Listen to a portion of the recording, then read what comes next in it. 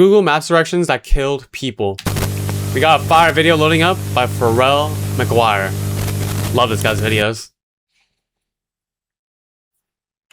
In eastern Russia, Sergei Ustinov and Vladislav Istomin were planning a big trip. Russians.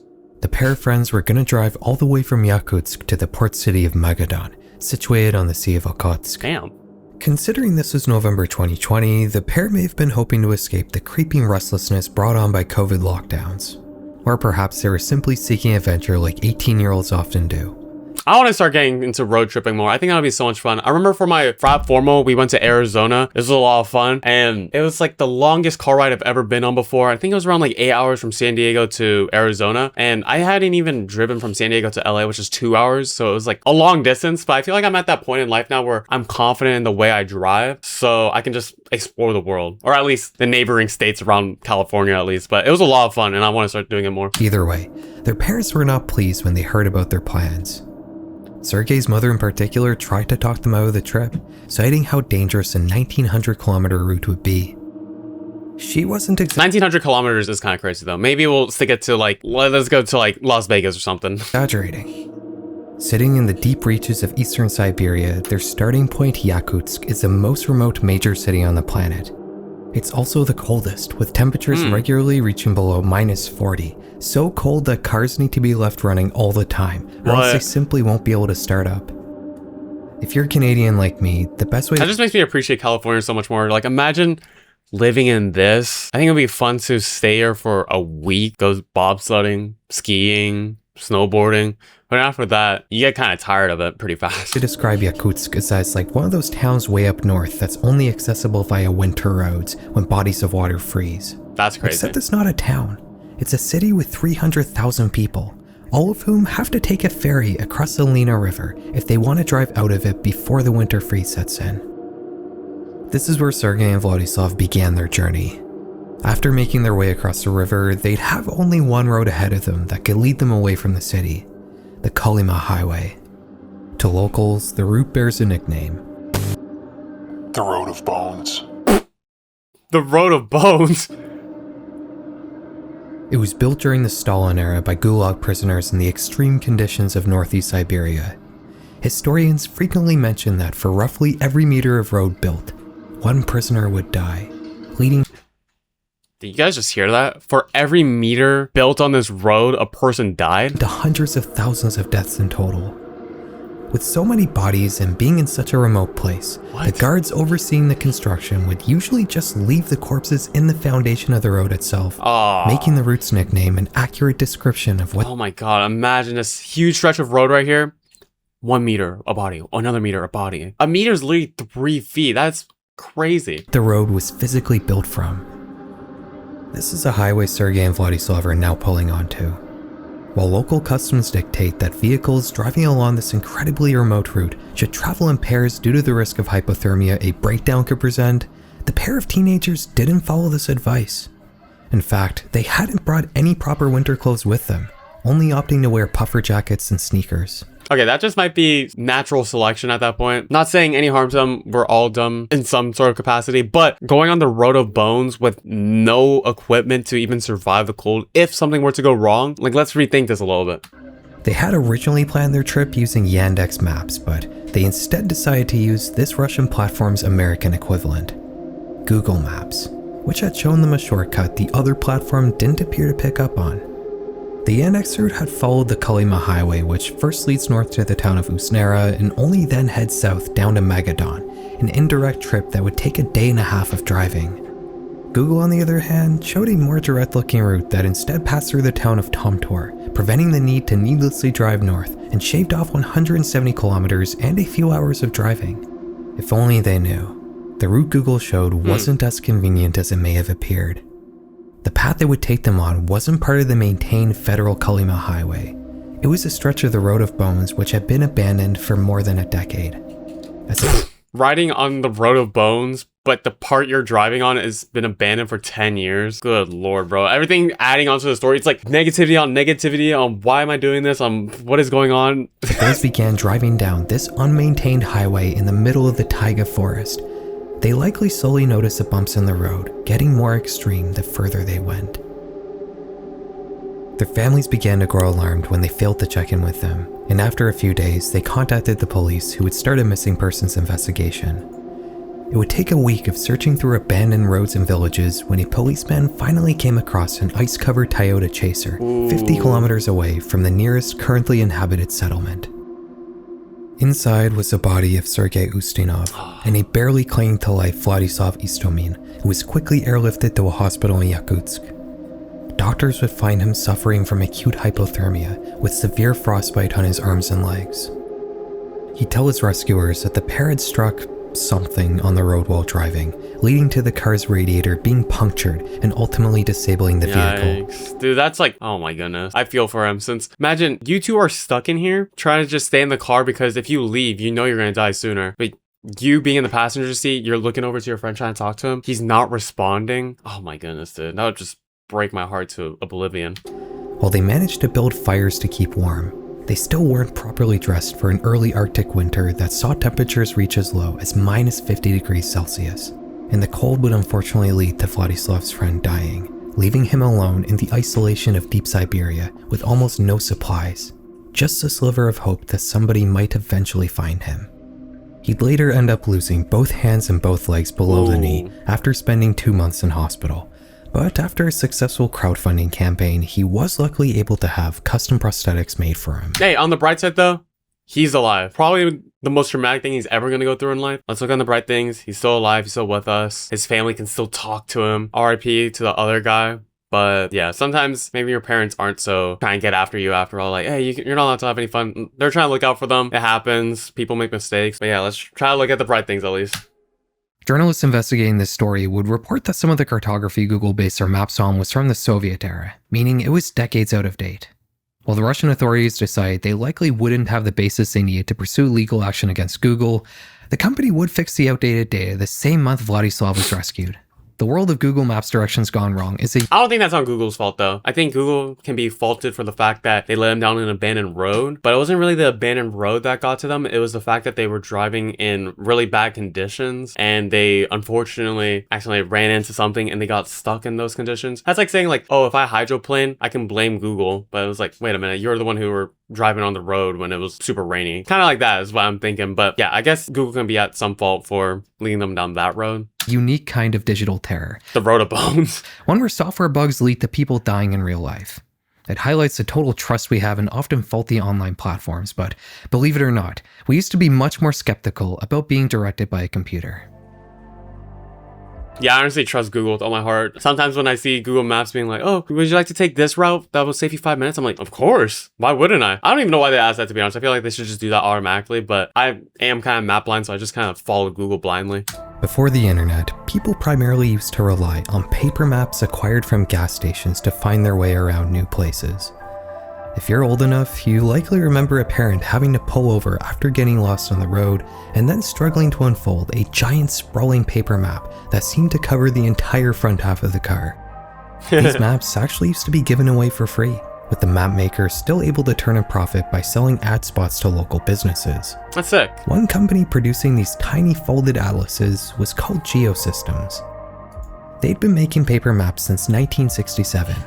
But in 1996, they launched a new venture that would not only skyrocket the company's growth, but would also forever change the way people navigate in unfamiliar places.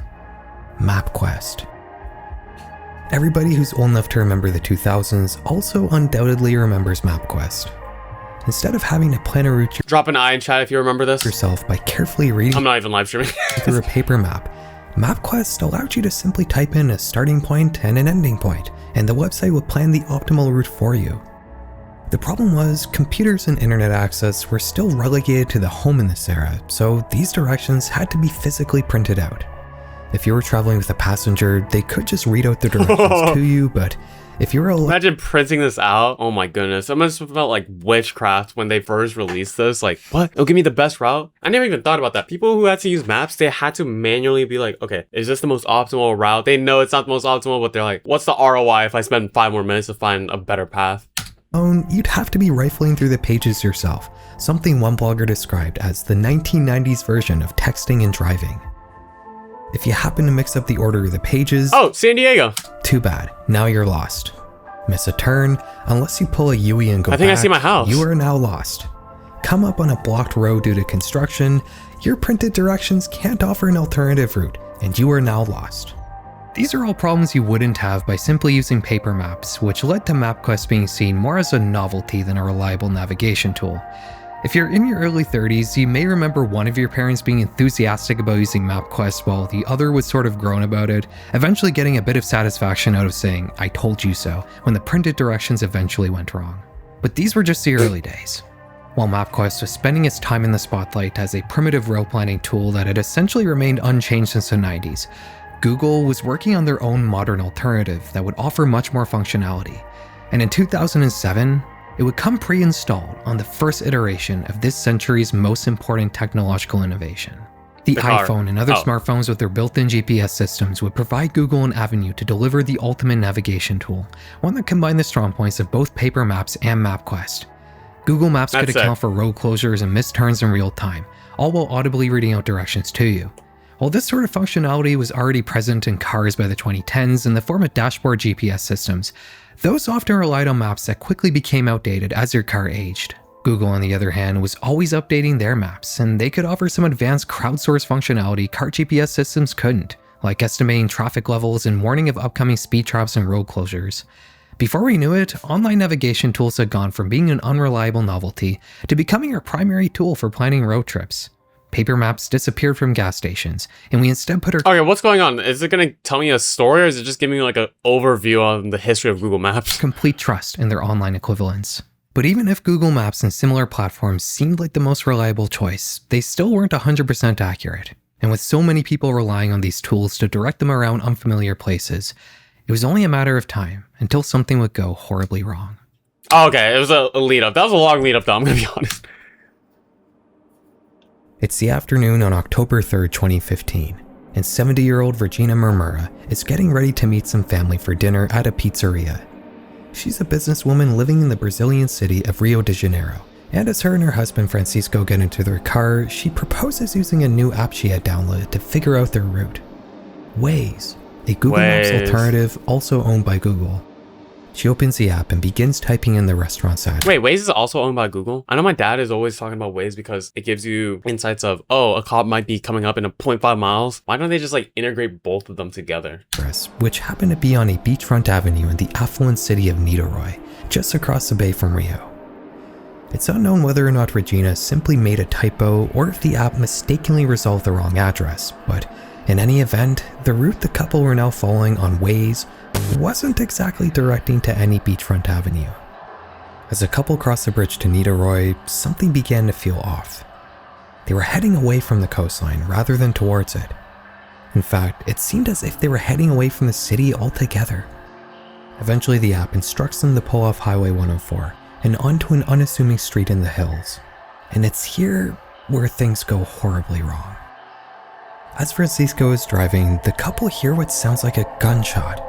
Then they hear another one, and then several more. They drove in the wrong neighborhood. I get being map blind and okay, I can trust technology fully. But if you know you're driving away from the beach when you want to drive to the beach, you're driving more inland. At what point do you be like, okay, well, maybe I'm not going to trust this fully. Maybe I should turn around and not drive 40 minutes the opposite direction.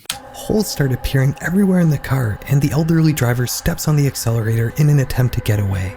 The streets grow narrower and they begin twisting and turning wildly, making it impossible for Francisco to figure out where he's going.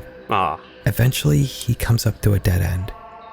Behind him, a group of armed men block his exit. Ooh. He pleads with the gunman to let him and his wife leave, but one of them strikes him in the head with the butt of their gun. They fire at the car another 4 or 5 times before they finally decide to let the couple leave. Francisco immediately drove to the hospital as Regina had been struck in the back by one of the many bullets that had passed through the car. While they would make it to the emergency room, she unfortunately passed away shortly after arriving. They hadn't known it then, but the Waze app had mistakenly directed them into the Caramujo favela, an informal neighborhood notorious for housing violent drug trafficking groups. One of the streets in the favela happened to have a very similar name to the coastal avenue Regina had intended to travel to. Oh, okay. I was putting a little fault on them for, okay, why are we driving more inland if you know the beach is that direction? But okay, I can understand. It's not their fault. Even though it was an accident, it's not their fault.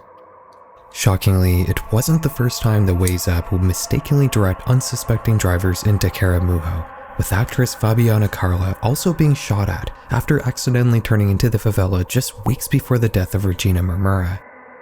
Police would eventually hunt down and arrest the leader of the armed group that had been shooting out Holy creepy over here. Wait, let me show you guys this over here. Look at this guy over here.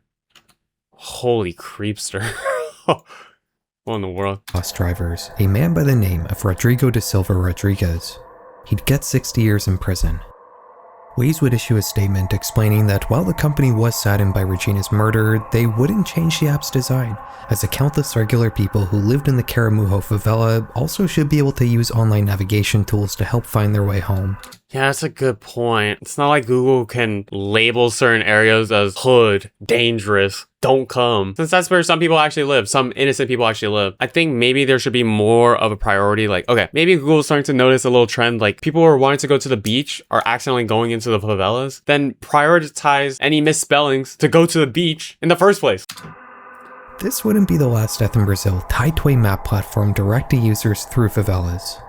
A year later in December 2016, Italian tourist Roberto Bardella was touring around the country on a motorcycle with his cousin, using one of the many available online navigation tools to help find his way around.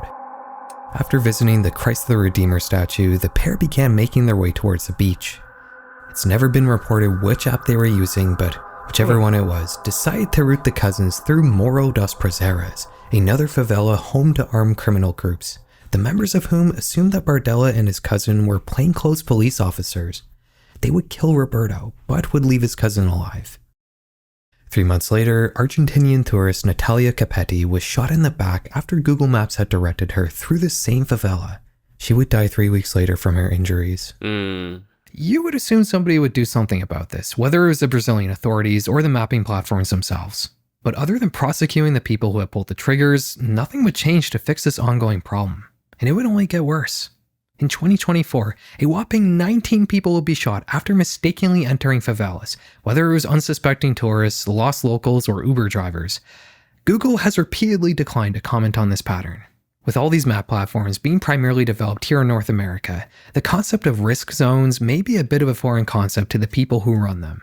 While a lot of effort is put into the things that— Yeah, should we do risk zones? I guess the worst thing to happen, Google gets some backlash, but I feel like it could be warranted. I guess in like my mind, I wouldn't care like, oh, okay. If I'm living in a risk zone, I don't care that I'm living in like a risk zone necessarily and it's labeled as that on Google. But I guess some people can call that like insensitive. Hey, why are you calling that the risk zone? Like everyone's equal. Well, ma'am, the last 5 tourists that drove in there got shot up. I don't know. I think nowadays it's hard to label certain things because then you're stepping on some people's toes and then you can get like canceled. I don't even know. Pose risk to us, like weather warnings.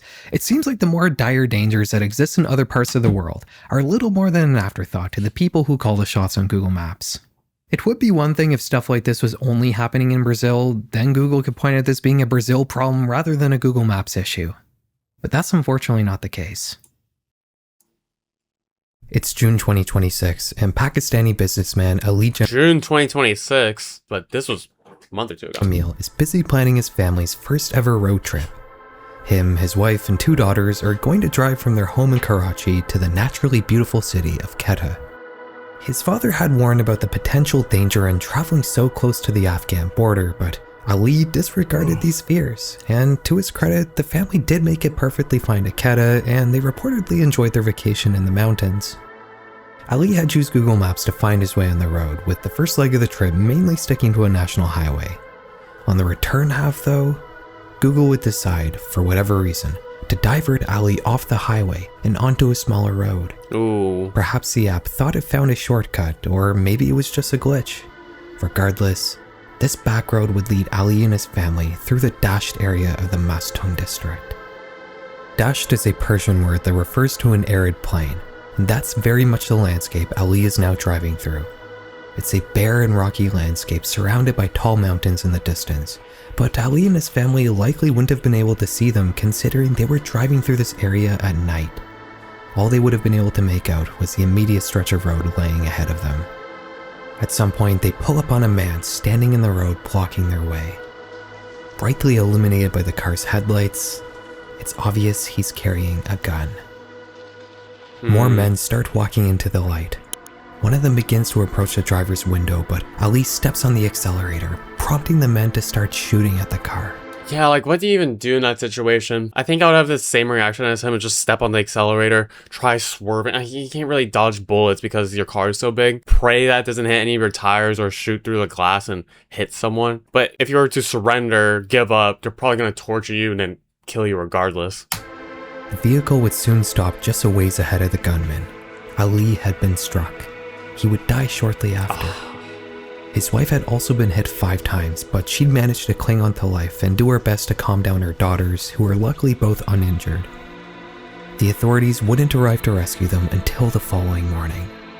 The family had to spend the entire night in this dark and barren plain, knowing that the gunman may be out looking for them. After being brought to the hospital, Ali's wife would thankfully be stabilized, and she'd arrange a funeral for her husband at the end of June. Ali's murderers would never be identified, and nobody knows what those gunmen were doing in this isolated and barren region so late in the night. Once again, Google wouldn't issue any sort of public statement on this case, although it's worth noting that most of the public pressure in this instance was directed towards the Pakistani government. Still, Google had taken a family off of a well-traveled highway and onto a back road that led through what's essentially a conflict zone that frequently sees ambushes and militant violence from insurgent groups.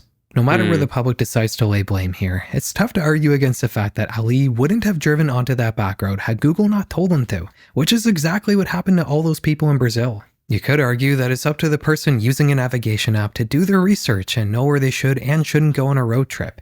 But then again, how is someone like Ali supposed to know where every single back road leads to on a 680-kilometer journey? Maybe he could have pulled over and did some Googling about the area he was now being routed through, but I think it's easy to understand why he may have just went with it. I don't know if you've noticed, but drivers... Yeah, I think it's easy to say, like, in retrospect, oh, you're supposed to do your research every single time before you travel to a place. You can't just follow Google Maps blindly. Which is kind of fair, but for the majority of us, probably everyone even, we're not doing research on the type of roads we're going through on Google Maps. I think a lot of my viewers are in more first world countries where you don't really have to really think about that. So I guess that's a little disconnect there immediately. But I think also some blame can be on the countries that these situations are happening to, like with Brazil or the last one, I forgot the name of it. They could block off these back roads if they keep hearing that there's problems with like gangs or violent people in these areas. Block them off to the point where Google Maps doesn't recommend this anymore. Or even sending in requests to Google that, oh, don't recommend this area to drive on to begin with, because Google doesn't really have that type of information to be like, oh, you're not supposed to go through here. How would they know? They're supposed to just give you the best route. And if they do hear about any type of hazards, I bet they would update, but I guess they just never really got that, so. On the road have a tendency to just sort of go with the flow. Not you or me, obviously. We're both great drivers. I remember this video on Reddit a few years ago where a line of cars was just kind of mysteriously driving off a highway and into the grass, seemingly into nowhere. I really wanted to find it to show you, but I unfortunately couldn't track it down. If you happen to remember it, let me know. The point is, people have a tendency to not be very mindful while they're driving. They're thinking about work or what they're going to make for dinner, and they end up not fully paying attention to the things they're doing on the road. Like if the slow line of traffic they're following happens to randomly veer into the grass. It's not just that we have total trust in navigation tools like Google Maps, but we're simply not always thinking critically when one of them tells us to do something on the road. And that can sometimes lead to horrible outcomes. Like countless others, Navy veteran Philip Paxson relied on Google Maps to help direct him on the road when he and his family moved states in 2022. They had relocated to Hickory, North Carolina, and in September of that year, Philip and his wife Alicia threw a birthday party for one of their daughters at a friend's house. At the end of the evening, Alicia took the kids home while Philip decided to stay behind to assist in the cleanup. By the time he left, the sky had grown dark and it was pouring rain. He begins his drive home on 24th Street Place Northeast. He likely didn't notice, but at one point, the street turned into a private road, right as he entered a wooded area. Just seconds later, he experiences a jarring feeling of weightlessness. He's falling. The next morning, authorities would find a flipped Jeep submerged in a creek. They'd pull it out. I thought he got shot by some random homeowner. And sadly, Philip was still inside. He had accidentally driven off a collapsed bridge, one that had apparently fallen a whole 9 years prior. What? With the road and bridge being on private land that was owned by a long-defunct company, there was no clear ownership of the destroyed infrastructure, and thus it was never fixed. There were, however, several signs on 24th Street Place Northeast warning that the road ahead was closed, or at least there were in this 2019 Google Maps screenshot. Philip either hadn't noticed them, or they had been taken down in the years since these photos were taken. While it's unknown whether or not the warning signs were still there, we do know that the barriers that were normally physically blocking the way to the collapsed bridge had been completely removed, meaning there was nothing in the way to stop somebody from driving straight into the creek. Yeah, no berries is crazy. I don't know. I feel weird constantly kind of siding with Google, like, oh, it's not, let me just say, I'm not completely saying that none of these are Google's fault. Google has them to blame, but I feel like a lot of times it up to like the areas that's kind of causing these issues. Not having the proper barriers, not having the proper signs to tell you that this is a dangerous area, keep out. I feel like that plays a lot into it. Because like you said earlier, a lot of people are just on autopilot whenever they're driving, but it's not like you're autopiloting while staring at the Google Maps screen. You still have to pay attention to the road. I guess it was raining, it was kind of storming out, so you can't really see in front of you. I don't know. I feel so weird just siding like with like a big company though. I don't know if this is L take from me though. Google Maps hadn't warned Philip either. In fact, multiple users had previously complained that the platform was treating the bridge as if it was still intact. Google didn't do anything about it though, and they continued to direct drivers across a collapsed bridge. While most likely either noticed the barriers, the signs, or the fact that a section of the road ahead of them was missing, it was only a matter of time before someone drove off the bridge and into the creek. Even after Philip died, despite being notified multiple times, Google was still directing drivers across the fallen bridge as late as April 2023, a full 6 months after the fatal accident. Okay, at that point, fully on Google, you're hearing a crazy, tragic story. You're supposed to be able to like churn out like a patch note in like 48 hours. It would take a lawsuit to actually get them to finally flag the small stretch of road as impassable. Took a lawsuit? Alright, maybe I was giving Google a little too much credit. I think this case perfectly captures the gist behind all these stories. While some might say the issues posed by Google Maps in dangerous regions of the world remain unaddressed due to some form of discriminatory ignorance, I personally think it's much more simple than that. These massive platforms simply aren't going to make a change unless they're forced to, whether it's because of legal or regulatory action. The fact that Google willingly swapped out those outdated Soviet maps in that first case without being forced to is actually a bit of an outlier. The problems in every other case I could find, whether they're in this video or not, were either completely ignored or addressed only after a lawsuit was filed. Anyways guys, thank you very much for watching. I hope you enjoyed the video. If you're not already subscribed... Shout out to this guy. Yeah, key takeaway, it's both on Google and the people unfortunately affected. I think it's easier to say that it's fully Google's fault because they're so big, you can get a lot of money out of them, but I think some accountability can be taken place for some people as well. Unfortunately, I feel bad saying that. That's just my take, but if you guys mess with this video, like, comment, subscribe to me. Link to this guy's channel is in the description, and I'll see you guys in the next video. Peace. Eating on some hot fries, goddamn my boy is hot outside. Please don't try to diss me.